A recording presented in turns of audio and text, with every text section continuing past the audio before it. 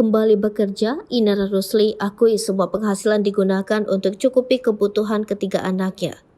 Kembali bekerja, istri musisi Virgon, Inara Rusli mengaku seluruh penghasilannya digunakan untuk mencukupi kebutuhan ketiga anaknya.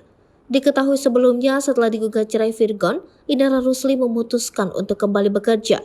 Inara Rusli yang sebelumnya adalah seorang ibu rumah tangga, kini harus banting tulang untuk memenuhi kebutuhan ketiga anaknya.